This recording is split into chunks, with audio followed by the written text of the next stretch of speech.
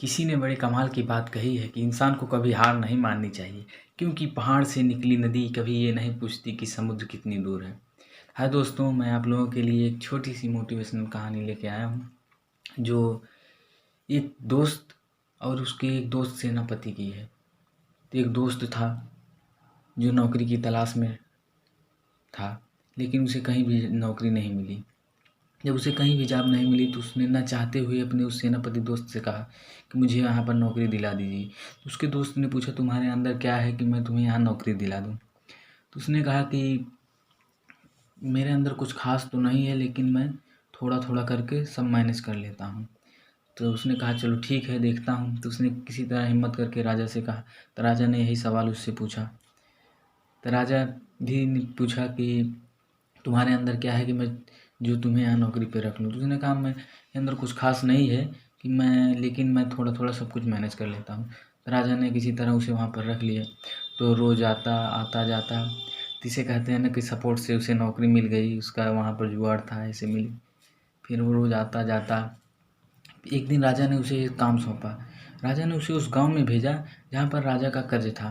तब वो लोग उसके घोड़ा तैयार किया गया उसके लिए, वो उस गांव में जाने के लिए तैयार हुआ। उसने राजा से पूछा, राजा साहब मैं आपके लिए क्या लाऊं? तो राजा ने कहा कि आप महल के चारों तरफ घूम के देख लीजिए, जो ना हो यहाँ पर वही लाना। उसने घूम के देखा और चल दिया, रवाना हो गया। वहाँ जाने के बाद उसने गाँव वाले से कहा कि राजा ने हमें भेजा है कर्ज चुकाने के लिए आप लोगों को। तो उन्होंने उनके पास पैसा नहीं था, बारिश फसल भी नहीं हुई 2-1 साल से। तो लोग बहुत निराश हो गए और दुखी हो गए, मुँह लटका के खड़े हो गए थे। इसने समझ गया कि इन लोगों के पास पैसा नहीं है तो क्या किया जाए। उसने कहा कि आप लोगों का कर्ज माफ़ कर दिया जाता है। तो वो लोग विश्वास नहीं कर रहे थे, क्योंकि स्टाम्प पेपर जो इस पर इन लोगों का अंगूठा लगा हुआ था वो उनके हाथ में था। तो उसने सोचा कि राजा इसके बाद किसी और को भी भेज देंगे, इसके कहने से क्या होगा। फिर उसने, ठंडी का मौसम था, वहाँ अलाव जल रहा था, सब लोग खड़े थे लाइन से। उन सबको सामने उसने उस स्टाम्प पेपर को अलाव में डाल दिया। तब सब लोग खुशी हो गए और वहाँ पर वो जल गया। फिर यह हुआ कि उन्होंने राजा के लिए बहुत दुआएं दी, बहुत ही राजा की प्रशंसा की। फिर वो चला आया राजा के दरबार में।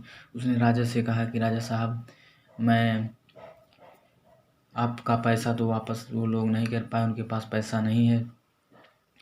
तो राजा ने कहा था आपने क्या लाया है? इन्होंने कहा कि आपने कहा था जो इस राजमहल में ना हो मैं वो लाना, तो मैंने आप लोगों के लिए उन लोगों की दुआएं लाई हैं।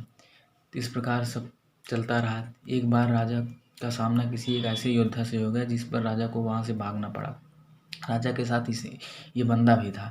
इसने कहा कि राजा साहब, मैं आपको उस गांव में ले चलता हूँ जिस गांव को आपने कर्ज माफ़ किया था, और उस गांव में सूचना दे दी गई कि राजा साहब आ रहे हैं। तो उन लोग स्वागत किया और राजा के पूरे परिवार को की रक्षा की और ऐसे स्थान पर रखा कि यहाँ पर कोई नहीं पहुँच सका।